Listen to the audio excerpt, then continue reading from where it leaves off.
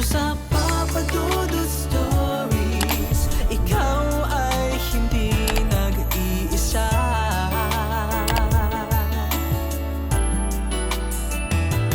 Dito sa Papa Dudut Stories, may nagmamahal sa'yo.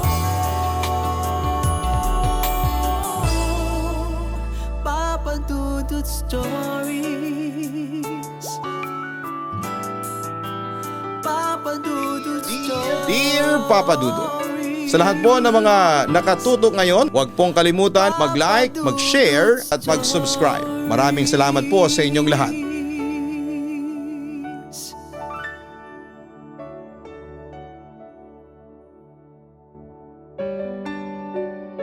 Ang mga lumang estruktura ay hindi lamang nagsisilbing tagapagkwento ng kasaysayan ng bawat lugar. May mga pagkakataon na ito rin ay may alaala na mga dating nanunuluyan dito ang naiiwan at paminsan-minsan ay nagpaparamdam upang sila'y hindi makalimutan. Dear Papa Dudut, isang magandang gabi po sa inyong lahat. Itago niyo na lamang po ako sa pangalang Carlo, 28 years old at kasalukuyang naninirahan sa Bulacan.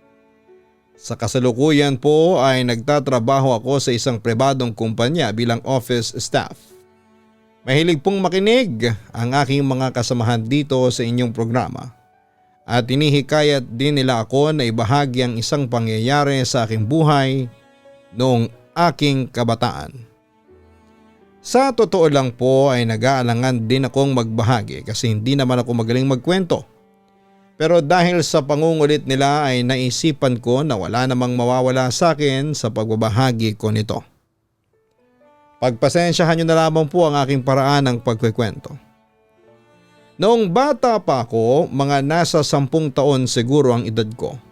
Nang panahong yon ay minsan akong nangarap na magpare. Kaya naman sa murang edad ko ay aktibo ako sa mga gawain ng simbahan sa aming lugar. Iba kasi ang pakiramdam ko noon tuwing naroroon ako. Masaya at iba ang fulfillment na dala sa akin kapag nakakapagsilbi ako sa kanya.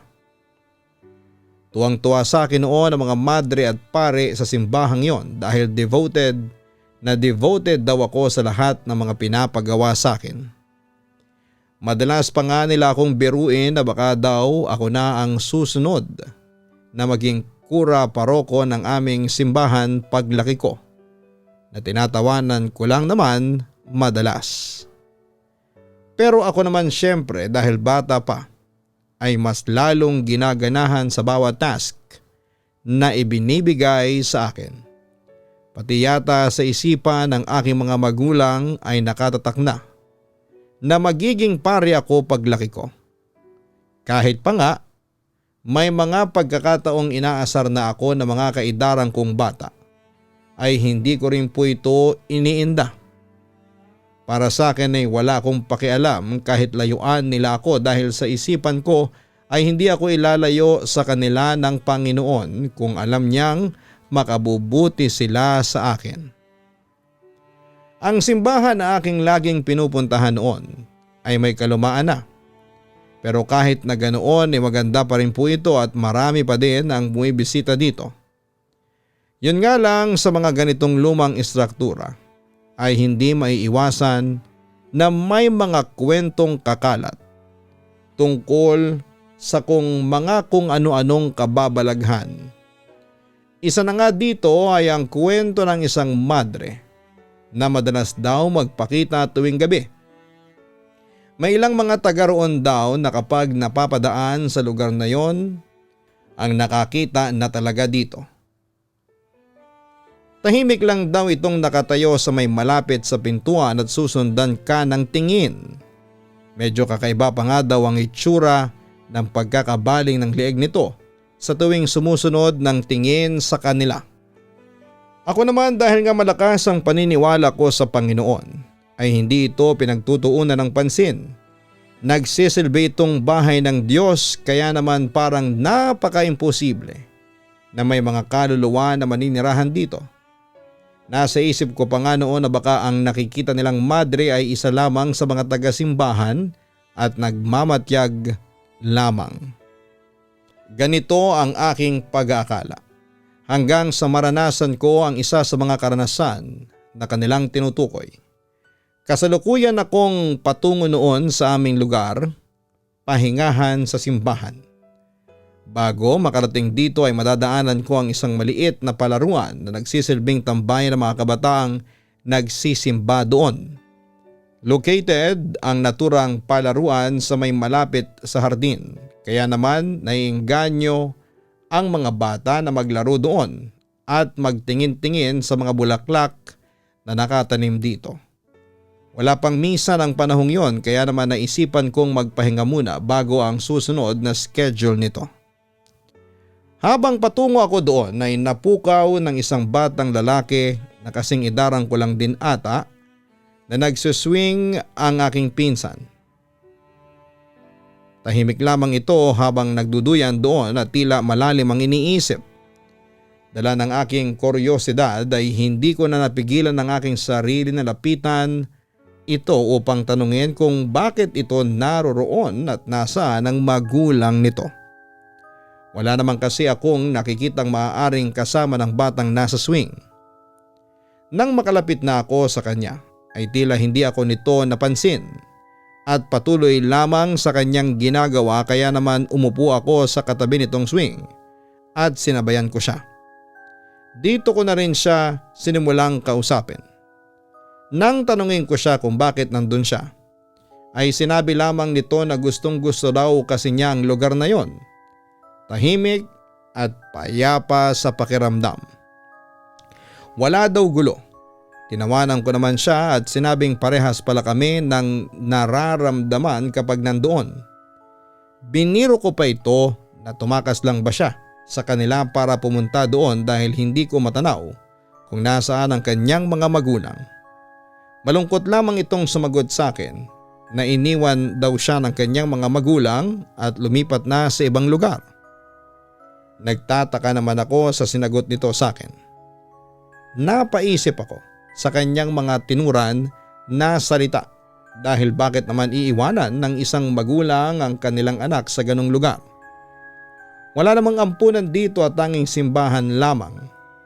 Upang masagot ang aking katanungan ay muli ko siyang tinanong kung ano ang kanyang nais ipakahulugan sa kanyang sagot sa akin.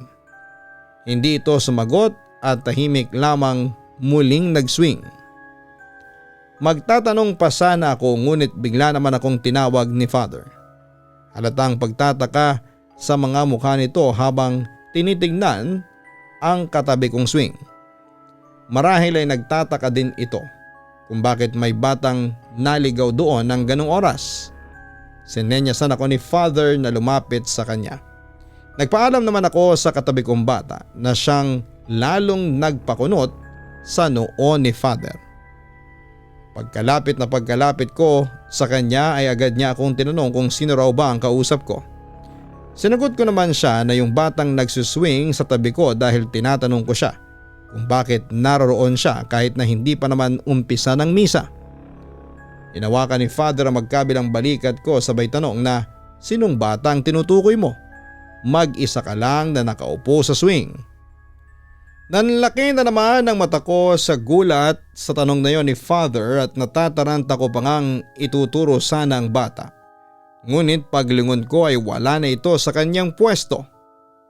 Hindi ko alam ang aking mararamdaman ng mga oras na yon dahil sigurado ako sa sarili ko na may kausap ako. Pero kung nasaan na ito ay hindi ko masagot. Ikinuwento ko kay Father ang lahat ng napag-usapan namin ang batang yon pero pinagpipilitan talaga niya na wala akong kasama sa lugar na yon. Kaya nga daw nilapitan niya ako dahil nagsasalita daw akong mag-isa at tumatawa pa. Saka kung may bata daw talaga doon at bigla na lamang umalis dapat daw ay makikita pa rin namin dahil nakaharang kami sa daanan patungo at palabas sa lugar na yon. Doon ko napagtanto ang lahat ng kanyang sinabi. Sa isip-isip ko ay oo nga no, kung aalis ang batang yon ay dapat dadaan ito sa harapan namin o sa gilid, pero wala namang gaanong naganap. Pakiramdam ko ay nanlamig ang buong katawan ko na mga oras na yon dahil sa takot na bumalot sa akin. Napuno din ng katanungan ng aking isipan kung sino o ano ang batang yon na aking nakausap. Sa tulad ko na hindi masyadong naniniwala sa mga kababalaghan ay tila medyo hirap mag-sink in sa akin ang ganong mga bagay. Hanggang sa makauwi ako sa bahay ay hindi mawala-wala sa aking isipan ang nangyari. Napansin naman ng aking nanay na tila may bumabagabag sa akin. Kaya naman tinanong niya ako tungkol dito. Sinalaysay ko sa kanya ang pangyayari. Umasa na mabibigyan niya ng kalinawan ng misteryosong naganap. Matapos kong maikwento sa kanya ang lahat ay tila napaisip din si nanay.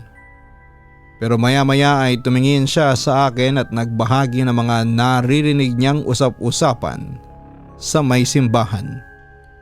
Ayon sa kanya, marami na din daw mga deboto sa simbahang yon ang narinig niyang nagbabanggit ukol sa bata sa may swing sa simbahan. Madalas daw itong nakikita doon na parang may hinihintay pero kapag nilalapitan at kinakausap ay bigla na lamang itong nawawala. Dito na ako nagsimulang mapaisip na posible nga kayang kahit na tinuturing na bahay ng Diyos ay may mga ganong kababalaghan din na nangyayari. Matapos ng araw na yon ay medyo naging conscious na ako sa mga bagay-bagay na nasa paligid ko. Hindi ko maiwasang maisip na baka isang araw ay makita kong muli ang batang yon. Lumipas sa mga araw at wala naman na akong naranasan na kahit na anong kababalaghan sa loob ng simbahan. Marahil ay nagkataon nga lang talaga yon at hindi naman katulad noong mga napapanood o naririnig ko na mga kwento kung saan ay nananakit ang mga ito. Nawala na nga lang din ito sa aking isipan. At pinagpalagay ko na once in a lifetime experience lamang. Hanggang sa dumating ang isang pagkakataon kung saan ay nagkaroon ng programa. Ang aming simbahan kung saan ay maaari kaming manatili ng iilang gabi sa simbahan. Excited pa nga ako noon dahil parang educational purpose din ito. Para sa aming mga nagnanais na magsilbi sa simbahan sa hinaharap. Wala namang problema sa mga magulang ko ang ganitong mga aktibidades dahil support lamang sila sa aking mga gustong gawin sa buhay. Isang bagay na pinagpapasalamat ko dahil may mga pagkakataon na ang magulang ay pinagpipilitan kung ano ang kanilang gusto sa kanilang mga anak. Hinanda ko na agad ang lahat ng aking mga dadalhin. Nagdala din ako ng ibang games dahil sa gabi ay maaari naman muna kaming maglaro bago ang itinakdang oras ng tulog. Nang dumating ang araw ng aking pinakahihintay, ay tuwang-tuwa ako sa aming mga pinag-aralan. Marami akong natutunang mga bagong kaalaman na maaari kong magamit sa hinaharap. Nalaman ko doon ang history ng aming simbahan. Dati pala itong naging bahagi ng kasaysayan noong mga panahon na may giyera pa sa ating bansa. Pinapaniwalaan na may ilang tao na dito ay nawala ng kanilang buhay habang nakikipaglaban sa mga dayuhang nais sumakop sa ating bayan. May mga ilang bagay pa nga na naiwan galing sa digmaan na naganap dito. Ipinakita din ito sa amin habang naroroon kami bilang bahagi ng aming pag-aaral ukol sa simbahan at kasaysayan nito. Manghang-mangha naman kami sa aming nakikita. Pero habang naglilibot kami dito ay di ko maiwasang makaramdam ng kakaiba. Yung tipo ng pakiramdam na para bang may nakasunod sa iyo ng tingin sa bawat kilos mo. Inilibot ko ang aking paningin doon ngunit wala naman akong makitang ibang tao na naroroon bukod sa aming mga kabataan at ilang madre at pare na kasama sa aktibidades ng simbahan. Habang lumalalim ang aming pinupuntahan ay mas nararamdaman ko ito. Kaya naman muli kong inikot ang aking paningin Sa pagkakataong ito ay nahagip ng aking paningin ang damit na mukhang uniforme ng sundalo na parang nagpunta sa gilid na bahagi ng aming iniikutan. Dahil nga likas sa akin ang pagiging maalam ay pasimple akong humiwalay sa aming grupo at sinundan ang nasabing individual. Nagtataka din kasi ako kung bakit ito naroroon at bakit kami nito tinitingnan. Habang naglilibot pwede naman siyang sumama sa amin. Habang napapalayo ako sa aking mga kasama ay parang nakakaramdam ako ng kakaiba. Kakaibang kaba. Doon ay biglang pumasok sa aking isipan na baka mamaya ay masamang tao pala ang sinusundan ko. At sinadya nitong magpapansin sa akin para madala niya ako sa di mataong lugar. Nang maisip ko yon ay tumigil na ako sa paghahanap sa nakita kong mama at tumalikod na upang bumalik sa aming grupo. Hindi pa man ako nakakalayo ay may nararamdaman akong humawak sa aking balikat na tila malamig na bagay. Nakaramdaman ako ng takot ay pinilit ko ang aking sarili na silipin mula sa aking likuran ang taong nakahawak ngayon sa akin. Dahan-dahan pa nga ang ginawa kong pagbaling ng aking ulo upang masilip kung sino ito. Una ko nakita ang nakagwantes na kamay nito. Yung gwantes na makapal pa. Nakahawak lamang sa aking balikat at wala namang ginagawang ibang bagay. Nang tuluyan ko nang maibaling ang aking paningin sa itsura nito ay parang gustong lumuwa ng aking mata sa aking nakita. Ang nilalang kasi na nakakapit sa akin ay isang sundalo na duguan. Namumutla at ang mga mata nito ay tila napapalibutan ng kung anong maitim na bagay. Sa may dibdib nito ay makikita ang isang maliit na butas. Sa likuran niya ay may nakasukbit na tila baril na ipinakita sa amin ng mga pare at madre habang nag-iikot kami kanina. Mas lalo pa akong nahintakutan nang umiti ito sa akin habang tumutulo ang tila dugo mula sa kanyang bibig. Sa sobrang pagkataranta ko ay hinawi ko ang malamig na kamay nito sabay takbo papalayo. Walang lingon-lingon akong mabilis na nanakbo hanggang sa makita ko ang bahagi na pinasukan ko kanina. Bubuksan ko na sana ito nang biglang lumitaw na parabang usok dito ang sundalo na kanina lamang ay tinakbuhan ko. Naiiyak na ako ng oras na yon dahil hindi ko alam kung saan pa ako pupunta. Huminto ako at sumandal sa pader na naroroon na siyang nagsilbi kong alalay upang hindi matumba. Habang nasa ganong posisyon ako ay nakita ko itong lumapit sa akin. Seryoso ang mukha niya. Ako naman ay naupo lamang at namamaluktot habang tinatago ang aking mukha sa mga tuhod ko. At ipinikit ang aking mata upang hindi ko na masilayan pa ang nakakatakot na itsura niya. Humikbi lamang ako ng panahong yon. Hinihintay na makalapit ito. Nang maramdaman kong may humawak sa akin ay doon ako nag-hysterical na tinabig ang kamay nito. Ngunit nagulat ako nang pagmulat ko ng aking mata ay nakita ko ang isa sa mga madre na kasama namin kanina na may pag-aalalang nakatingin sa akin ngayon. Doon ako pumalahaw ng iyak at yumakap sa kanya. Nakuha naman namin ang atensyon ng iba naming mga kasama kaya naman maya-maya lamang ay nagpuntahan na sila sa aming kinakaroonan. Pinakalma ako ng pare at madre na naroroon. Nung medyo naging okay na ang aking pakiramdam at medyo kumalma na ang kanina'y mabilis na tibok ng aking puso, ay tinanong nila ako kung ano raw ba ang nangyari sa akin. Kasalukuyan na kaming naroroon sa opisina ni Father.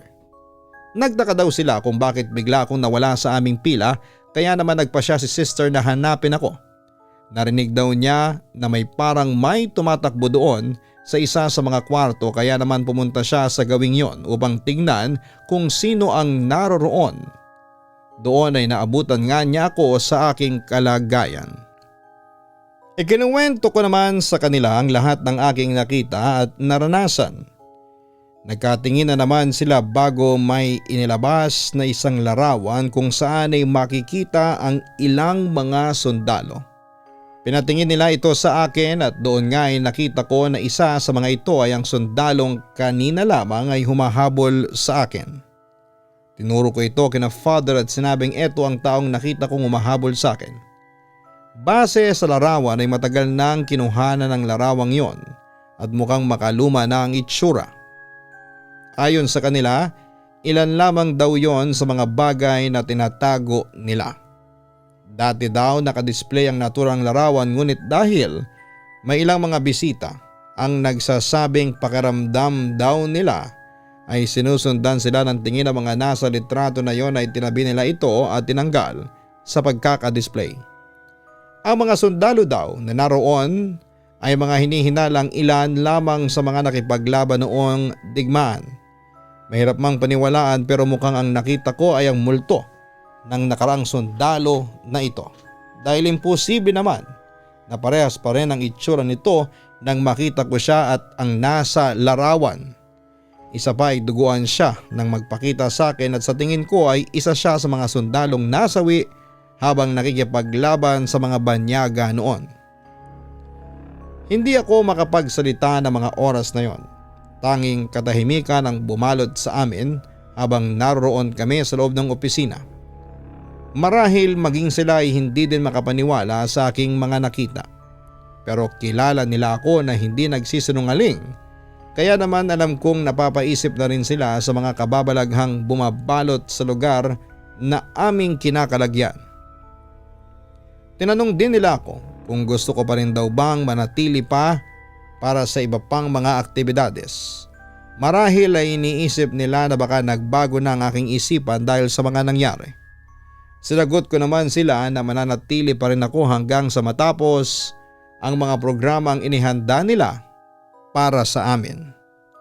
Bagaman at natatakot ako na baka magpakita muli sila sa akin, ay nanaig sa aking isipan ang paniniwala ko na kahit na ano pang kababalaghan ang iharap sa akin basta matatag ang paniniwala ko sa Poong May Kapal ay hindi nila ako masasaktan o matatakot nila ako, ngunit hindi ito dahilan upang mabuwag ang aking pananampalataya.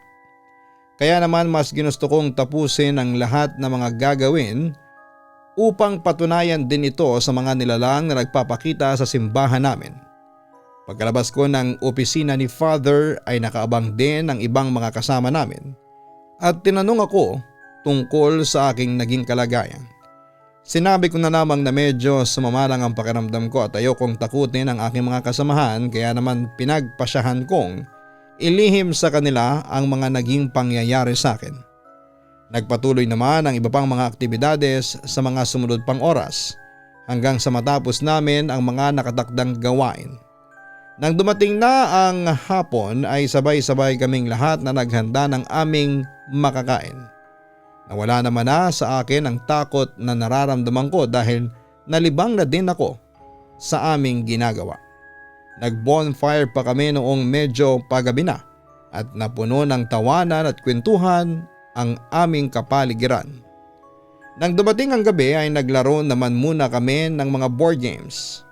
Natigil lang kami nang sinabi na ng bantay namin na kailangan na naming matulog dahil maaga pa ang gising namin bukas upang magawa ang iba pa naming mga dapat na gawin. Nang gabing yon ay wala namang masyadong kaganapan sa amin. Payapa kaming nakatulog at wala ring pagpaparamdam ng mga kung sino mang nilalang na naninirahan sa simbahan na aming pansamantalang tinutuluyan. Kinabukasan ay pinagpatuloy namin ang ibang mga gawain namin sa nakaschedule para sa araw na yon. Akala ko ay ayos na ang lahat at wala nang anumang mangyayari matapos ang naranasan ko. Pero nagkamali pala ako dahil katanghaliang tapat noon ay nagulat kami dahil sa isang malakas na sigaw na nanggaling malapit sa playground kung saan ko nakita ang batang multo. Mabilis kaming nanakbong lahat patungo sa kanyang kinakaroonan. Hindi namin may paliwanag ang aming nakikita ng oras na ito at habang nakasakay sa swing ang isa naming kasama ay malakas itong inuugoy ng batang multo. Halata ang galit sa mata ng multo. Sa paligid niya ay may iba pang mga batang tila translucent. Ang mga itsura at nakapaligid at tila tuwang-tuwa sa kanilang nakikita. Iyak naman ng iyak ang kasamahan namin na nasa swing dahil masyado na mataas ang naabot ng kanyang andar. Lumapit naman ang ilang mga pare at madre na aming kasama at tinangkang pigilan ang nagaganap. Ang mga naiwan naman sa aming tabi ay nagdarasal ng hindi namin maintindihan na lingwahe. Habang ginagawa nila ito ay isa-isang naglalaho ang mga batang multo na naroroon sa playground. Humina din ang pagtulak ng multong nasa may swing at ilang saglit nga lamang ay naglaho na rin ito na parang bula.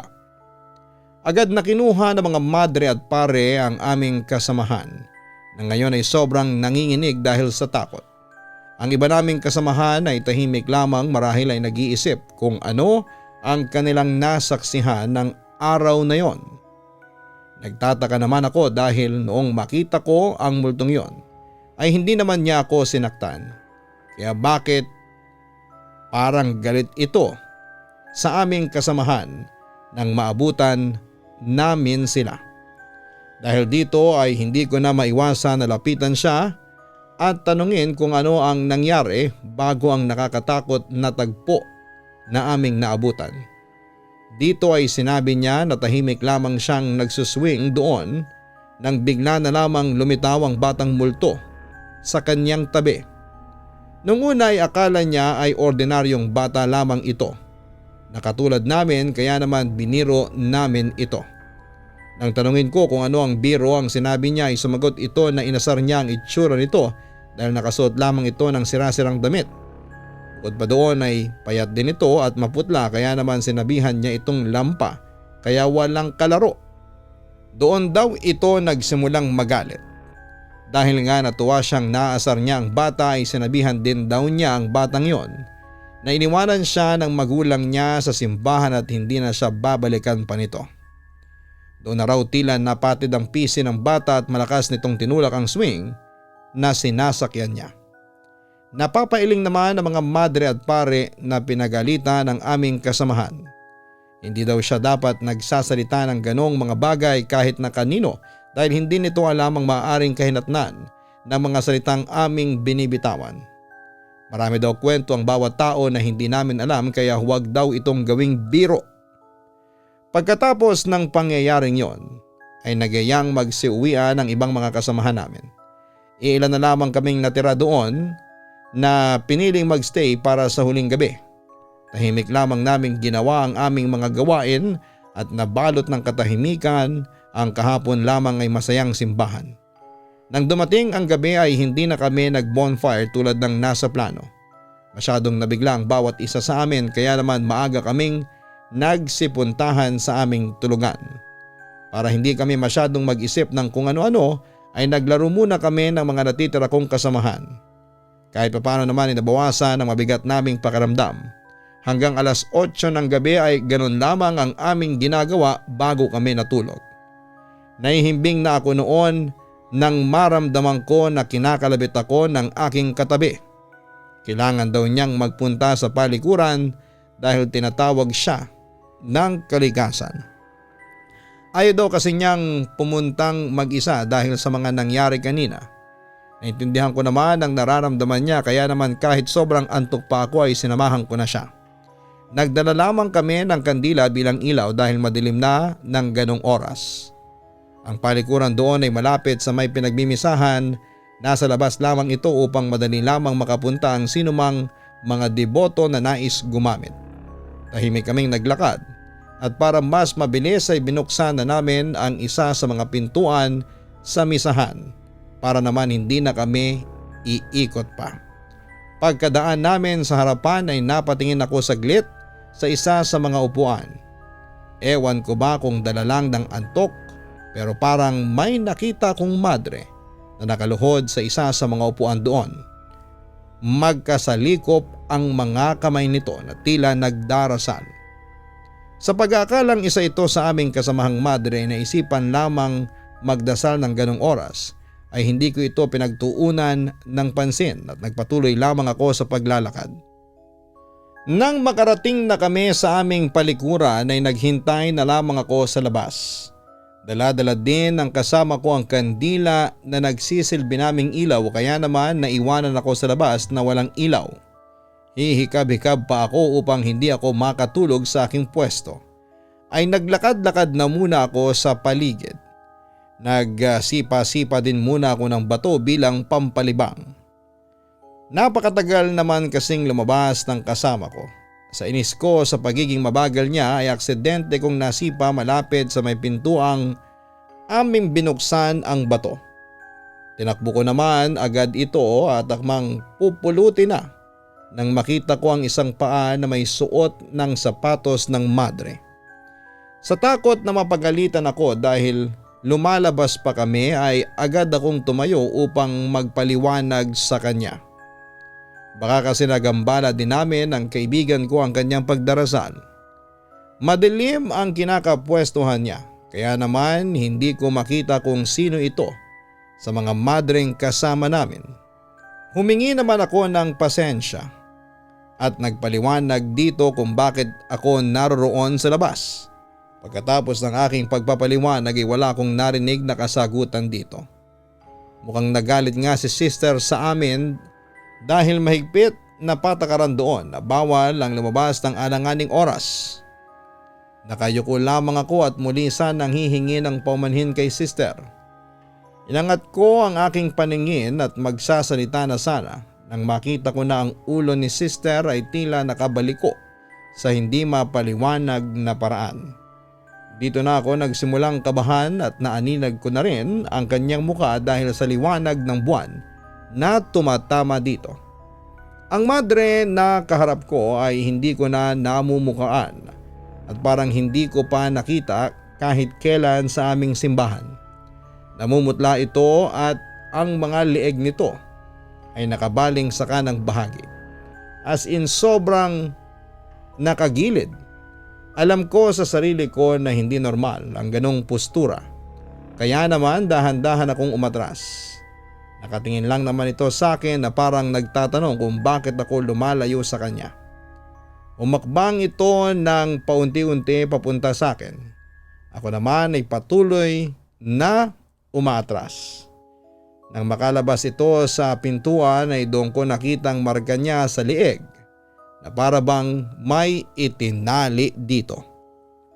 Tila hinihila nito ang kanyang mga paa sa paglalakad.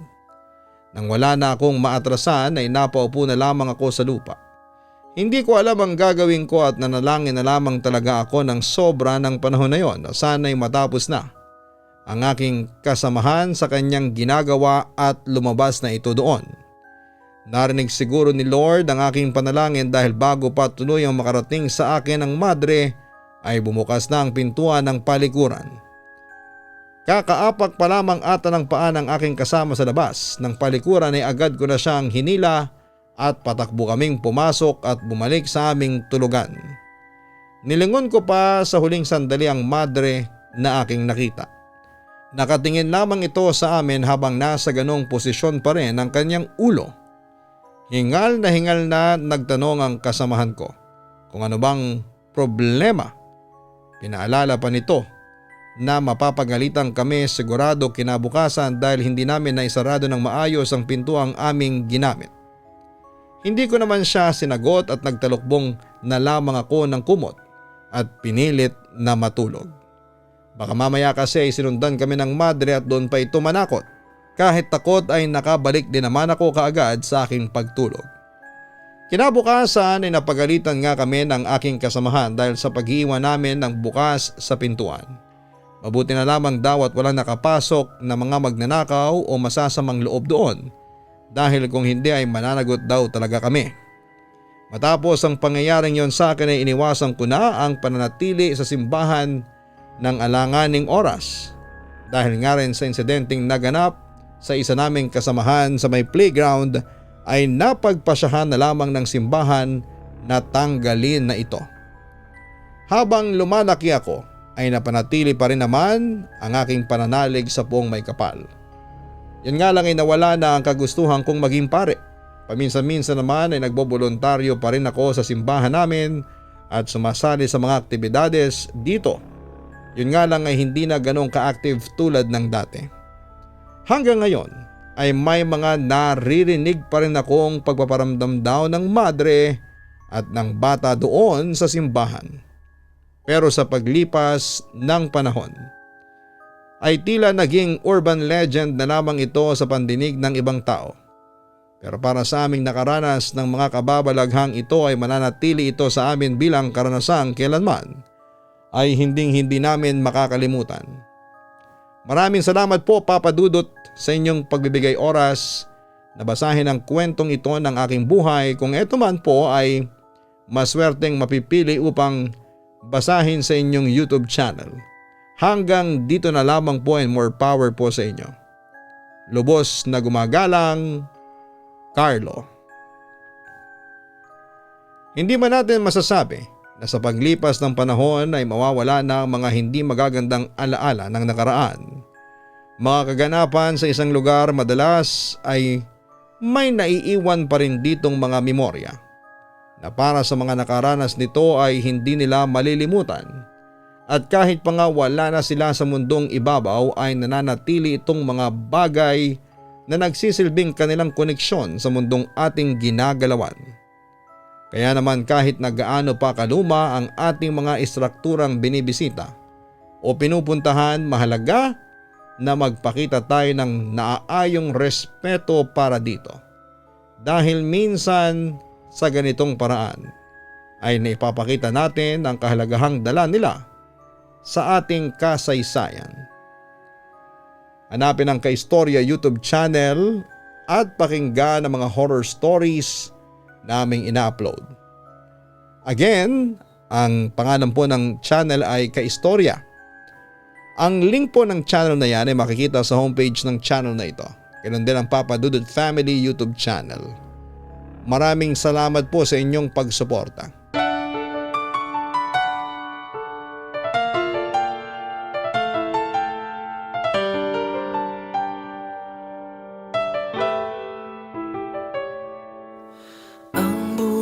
Ay mahiwaga,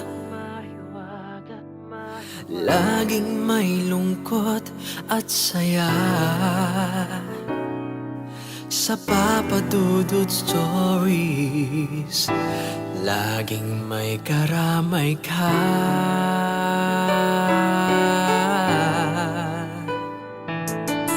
Mga problemang kay bigat, dito ay pakikinggan ka. Sa Papa Dudut Stories, kami ay iyong kasama. Dito sa Papa Dudut Stories, ikaw ay hindi nag-iisa.